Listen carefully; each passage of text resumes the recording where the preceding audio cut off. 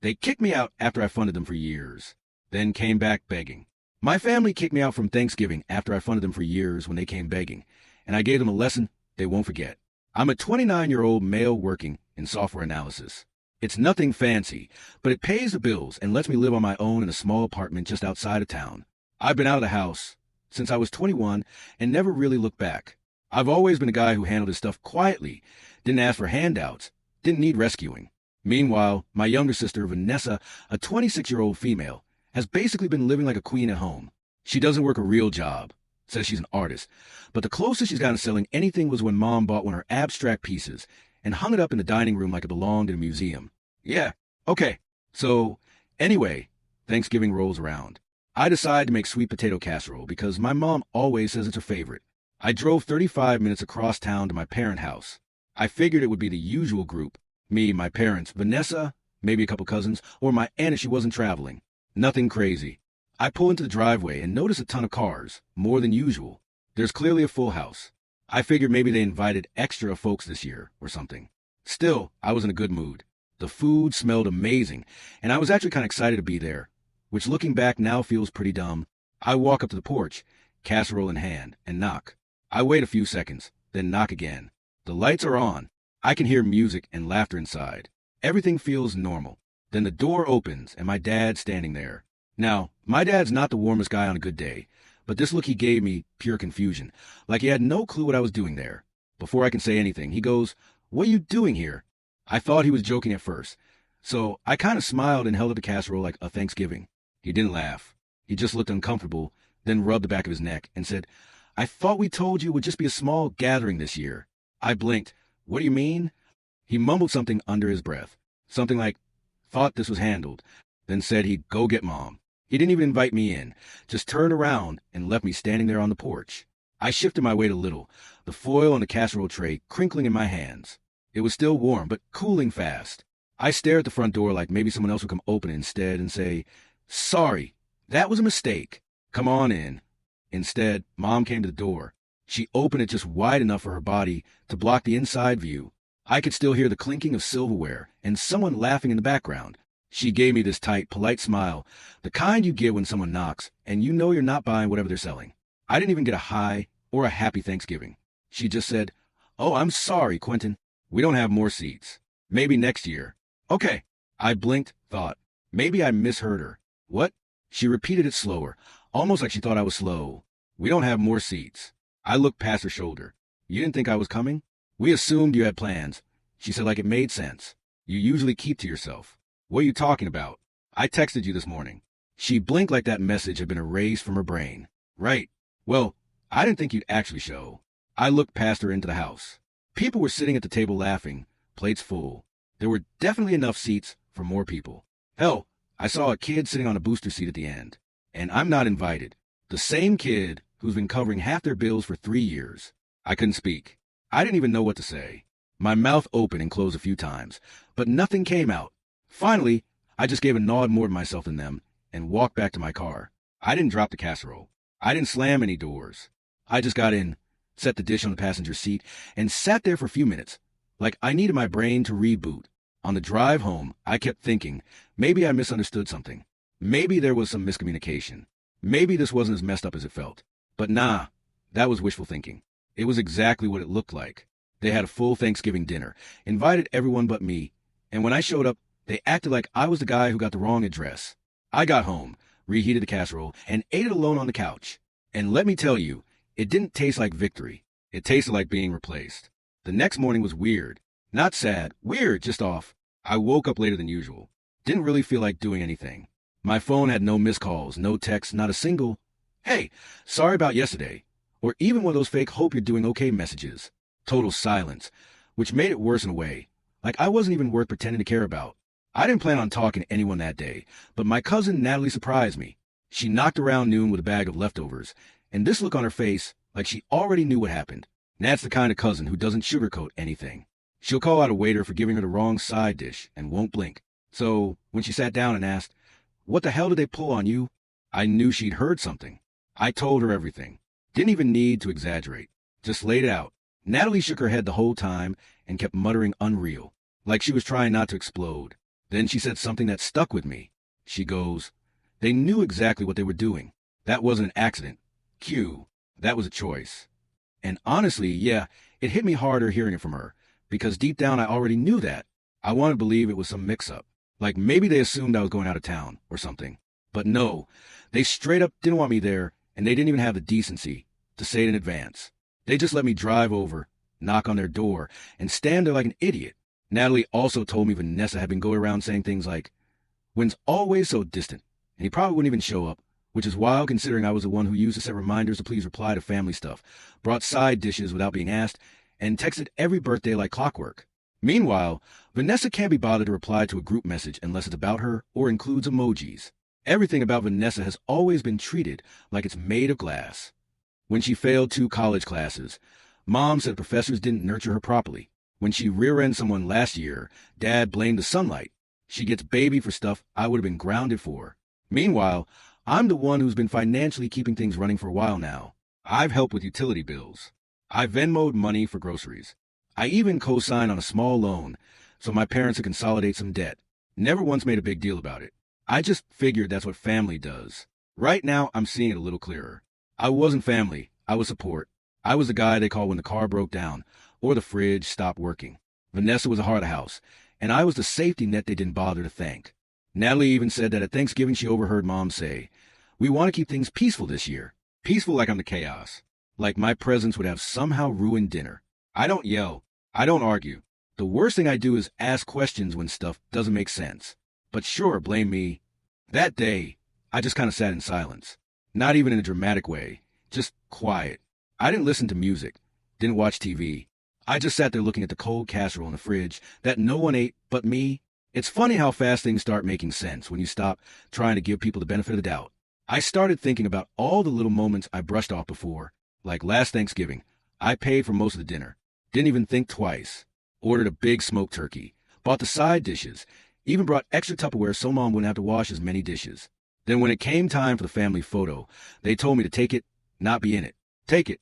Vanessa got center spot. Everyone gathered around her like she was the star of the show. I laughed it off back then, but looking at it now, yeah, that was a moment. There was also that time Dad needed a new water heater, and I covered part of it. He said, "We'll pay you back." But that never happened. Didn't bother me much until I found out they got Vanessa a new iPad a month later to help her with digital art. She posted a selfie with it, like it was some prize from the heavens. My name didn't come up once. I don't think they hate me. That's not what this is. I think they just don't think about me unless there's a reason to. I'm background noise. Useful but optional. Vanessa is a star, and I'm the guy who shows up at the casserole and gets told to come back next year. I didn't reach out after that. Didn't text them. Didn't call. I figured if they had something to say, they'd say it, but I wasn't going to chase them. Not this time. And honestly, that silence, it was loud. Not hearing from them said everything I needed to know. It wasn't a misunderstanding. It wasn't a mistake. It was them showing me where I stand. And now that I saw it clearly, I wasn't sure I want to go back. About a week passed after the Thanksgiving incident, and the radio silence from my parents continued. No texts, no calls, not even one of those awkward group chat. Hope everyone had a great holiday messages that parents love to send with 10 turkey emojis. I figured maybe they were feeling guilty or just avoiding the whole thing until it blew over.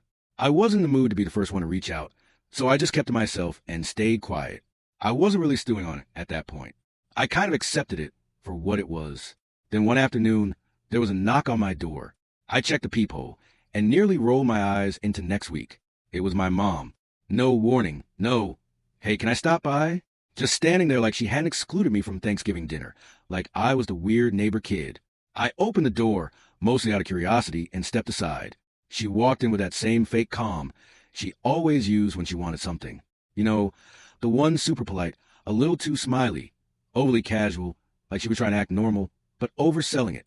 She sat down on my couch like it was still her house and gave me the fakest "How are you, sweetheart" I've ever heard. I didn't even answer. I just sat across from her and waited after some forced small talk. "The weather's been strange lately, hasn't it?" She got to the point. "So, about the $900, she said, like she was asking about a package that got delayed. For context, I've been giving my parents $900 a month for the past few years. It started when Dad had a health scare and missed a couple of months of work. They were struggling with bills, and I stepped in without even being asked. Just wire the money, and told them not to worry. I figure it was temporary, but somehow just until we get back on our feet turned into me paying their rent, helping with car payments, and covering surprise emergency expenses that always seem to show up at the most random times. They didn't ask every month, but it was always implied. It got to the point where if I skipped a month, my mom would send me passive-aggressive texts about how tight things are and how some of us don't have the luxury of a steady income, as if I hadn't been working 50-plus hours a week just to stay ahead. I stared at her. What about it? She tilted her head, like she didn't understand my question. You didn't send it this month. No joke. She said it like I'd forgotten to take out the trash or something. Not like I'd stopped sending almost $1,000 to two people who literally shut a door in my face the week before. I sat there pretty calm, honestly, and just said, yeah, I know. She blinked at me like that wasn't a valid answer. Well, why not? I raised my eyebrows because I don't have to anymore. That's when the smile cracked. Her face dropped for a second. Then she tried to recover, but the energy shifted completely. Quentin, this isn't something you can just stop doing. We rely on that money. Your father and I have bills. You know how tight things have been. I leaned back in my chair. Yeah, I do. I also know how tight it was for me last week when I stood on your porch with a casserole, and you both pretended I didn't exist. She didn't answer right away.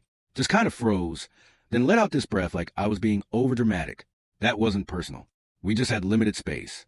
You had folding chairs stacked in the garage. I said, I counted 3 through the window. She didn't deny it. She just looked annoyed that I'd noticed.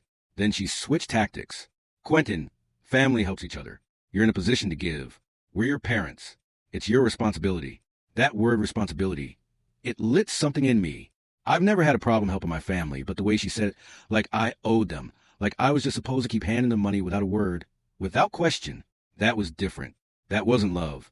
That was a transaction. And apparently I was late on my payment. So I said it again slower this time. I don't have to do it anymore, and I don't want to. She stood up, suddenly flustered. I can't believe this. After everything we've done for you, I cut her off. Everything you've done for me. Mom, I moved out at 21. I've been paying my own bills since college. You haven't supported me in years. Meanwhile, I've sent you thousands of dollars to cover everything from your mortgage to Dad's car insurance. She didn't argue with that. Couldn't because it was true. Then she tried guilt. Your father's going to be so upset. I shrugged. That's not my fault. She stared at me like she didn't recognize me anymore, then said, we're not done talking about this, and stormed out of the apartment. And just when I thought that was the end of it, 2 hours later, I hear a knock again. This time, it's not just her. It's her, my dad, and Vanessa. All 3 of them lined up like they're about to conduct a job interview. Dad's got a serious face on, arms crossed like he's ready to lecture. Vanessa's scrolling on her phone, like she's being forced to sit through a community college orientation. Before I can even say anything, my dad steps forward and says, we need to understand why you're acting like this. What's going on with you? I actually laughed. You shut the door in my face last week, and now you're confused about why I don't want to keep giving you money. Vanessa didn't even look up. She just mumbled, this is so extra. That set me off. Extra? I've been paying for all of you to play house while I bust my ass every day, and I'm the one being extra. Mom jumped in trying to calm things down. Quentin, we love you. We just think you're making a rash decision. Dad added, you're part of this family, and family doesn't walk away. I said, no, family doesn't shut each other out, treat them like they don't matter, and then come knocking when the money stops. They tried to talk over me, but I'd had enough. I pointed to the door. You made it clear last week I wasn't part of the group, so go ask whoever got my seat at Thanksgiving to chip in $900. Nobody moved, so I walked over and opened the door. Leave, I said. Now they didn't move, just stood there blinking like the words didn't compute. My mom was the first to break the silence. Quentin, don't be ridiculous, she said, forcing a laugh like this was just a minor misunderstanding. You can't seriously mean that. I do, I said, stepping back just enough to keep my hand on the doorknob. You can't do this to us, she said, her voice rising. Watch me. Then I shut the door and didn't look behind. 2 days later, I'm working from home, actually making progress for once, and I start hearing this weird thud sound from outside. At first, I thought maybe it was a neighbor's kid bouncing a basketball or something, but it kept happening. Random thumps, like something soft hitting metal. I stood up, looked out my window, and I genuinely had to squint because I couldn't believe what I was seeing. My parents, my sister, my parking lot, throwing eggs at my car. Real eggs, full cartons, splatting against the hood, the windshield, the driver's side door. Vanessa even launched one underhand, like it was a game at a carnival booth. She was laughing. My dad wasn't even saying anything. He was just silently hurling them like he was back in Little League. And my mom, she was yelling loud stuff like, Maybe now you'll remember who your family is. And this is what happens when you turn your back on the people who raised you. I stood there completely stunned like this couldn't be real. These were people in their 50s and a grown woman acting like teenagers in a bad high school movie. I didn't even rush outside. I just pulled out my phone and hit record. No yelling, no confrontation. Just steady video footage of 3 people I'm biologically related to committing what has to be the most childish act I've ever seen. After about 5 minutes of this mess, one of my neighbors, bless him, stepped outside and shouted, "Hey, I'm calling the police if y'all don't leave." That got their attention. My mom yelled something back about minding his business. But they got in their car and drove off like they hadn't just egged their own son's vehicle in broad daylight. Once they were gone, I walked outside to check the damage. The car looked like it had been in a bakery brawl. Egg dripping down the side, bits of shell stuck to the windshield wipers. The smell was already turning. It wasn't just annoying, it was gross, the kind of thing that ruins your mood even more when you have to clean it up yourself. But I didn't clean it. Not right away. I had other plans. I went back inside, downloaded the footage, made a couple copies, and then called a non-emergency police line. I explained everything, gave them my statement, and emailed them the video. The officer on the phone was professional, but I could tell from his tone that he thought it was ridiculous. 2. You said this was your parents? Yep, I said. I sure did. I also called my insurance just in case the paint got messed up from the egg sitting too long. Then I called a detail shop and scheduled a full clean for the next morning. Cost me a decent chunk, but it was worth it. I kept the receipt. You'll see why later. That night, I got the text first from my mom. "What is wrong with you? We were expressing our frustration, not trying to hurt you. You're really going to go cry to the police over this?" Then Vanessa followed up with a classic. "You're such a drama queen. Nobody even scratched your stupid car." I didn't respond. I just forwarded the text to the same officer who took my report. The next day, while my car was getting detailed, I got a call from a private number. I answered in surprise. It was my dad. He didn't waste time on small talk. He went straight to, "You need to drop this nonsense. You're taking things too far." I said, "You threw eggs at my car." He responded, "And you stopped paying us like we're strangers. That was disrespectful." I actually laughed. "You literally told me I wasn't welcome in the house. Which is it? Am I family or not?" He started getting loud, accusing me of being spiteful, cold, and turning my back on people who raised me. I told him, "Raising your kid doesn't come with a lifetime subscription to their bank account. And maybe you should have thought twice before treating me like a burden with a checkbook." Then came the final gem. He goes, "This is going to split the whole family apart." And I said, "You already did that the second you pretended I didn't exist." Then I hung up. I didn't hear from him again that day, but I knew it wasn't over. People like that don't back down. They regroup. Then they come back louder. And sure enough, the next morning, I got an email from their lawyer.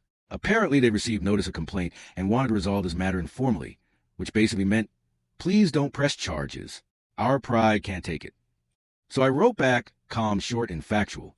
I sent the bill for the car detailing, added an invoice for the ruined paint that the shop said might need touch-up work, and attached a copy of the footage again, just for fun. I told them I wasn't dropping anything until I was reimbursed in full. That was the last I heard for about a week. Then, like magic, a check showed up in my mailbox. No note, no apology, just a payment and a signature. I cashed it, and I smiled because at that point, it wasn't about the money anymore. It was about making sure they knew loud and clear, I'm not the guy you can treat like garbage and still expect to fund your lives. They drew the line at Thanksgiving. I drew mine right after the eggs hit my windshield. I figured paying for the damage might act as the weird wake-up call they clearly needed. Like, hey, you can't treat your adult kid like trash. Vandalize the stuff and then act surprised when there are consequences. But I forgot who I was dealing with. People like my parents and Vanessa don't really learn from anything. They just rewrite the story in their heads and keep going like they're the victims. The following week, I started noticing something new. I wasn't just being ignored anymore. Now I was the villain. It started with a group text I've been a part of forever. The extended family one. You know the type. Birthdays, holiday planning, occasional look at this funny me moments. I hadn't said a word in it since before Thanksgiving, but suddenly it lit up with messages from Vanessa. She sent some vague stuff like, "It's just sad when family stops acting like family, and money really does change people." She didn't tag me directly, but come on, it was obvious. A few aunts chimed in with those half-sympathetic, half-passive-aggressive responses like, "I hope everyone finds peace soon, and family is complicated, but we have to keep trying." I didn't respond. Didn't even open the thread after that. Then I started getting individual texts from cousins, some I hadn't talked to in months. A few were genuinely confused and just wanted to know what happened. I gave them the short version. Got uninvited from Thanksgiving. Stopped sending money. Got egged. That usually shut them up pretty quick. Others came in swinging like my cousin Blake, who texted me, "Dude,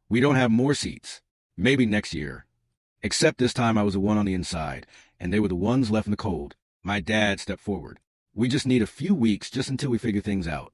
We can sleep on the couch if we have to. Vanessa finally looked up and mumbled. Yeah, like 2 weeks max, 2 weeks from the girl who hasn't held a job longer than a pop-up sale. My hands were on the door. I didn't yell. I didn't make a speech. I just said, yeah, no. Mom blinked confused. What? You're not staying here. My dad furrowed his brow. Come on, Quentin. We're family. That line again. Family only used when it benefits them. Never when it means actually showing up for someone else. I leaned slightly into the doorway. Funny because when I showed up 5 months ago, I was told there weren't enough chairs. Remember that? They didn't answer. Vanessa sighed and muttered, Are you really still mad about that? I laughed. Not loud, not fake, just an honest laugh that came from somewhere deep in my chest. No, Vanessa, I'm not mad. I'm just done. Mom looked like she was about to cry. Quentin, please. We have nowhere else to go.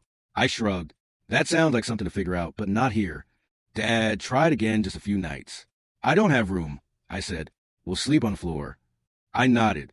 Yeah, I did that metaphorically for years while you treated me like an outsider. Now I've upgraded to sleeping in peace. They stood there. Just stood there. No plan B. No backup idea. Just blind hope that I'd fold like always. That I'd say, of course, come on in. Make yourselves a home. They genuinely believed showing up with a couple of bags would erase everything. The entitlement didn't even feel intentional anymore. It was just ingrained, like they truly couldn't imagine a version of reality where I'd say no. I gave them one last look. No anger, no pity, just clarity. Then I said, I hope you figure things out. And I shut the door. Didn't slam it. Didn't lock it dramatically. Just closed it quietly the way they close theirs on me. I watched through the peephole for a second. They stood there for a minute, not moving, probably waiting for the door to open again. When it didn't, they turned and walked back to the curb, dragging their bags behind them. Vanessa was already back on her phone. I went back to the couch, picked up where I left off in my book. The house was quiet again. Later that night, I got a text from an unknown number. It was probably Vanessa.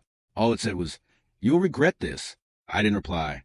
I just deleted it, then set my phone down, looked around my little apartment, and exhaled.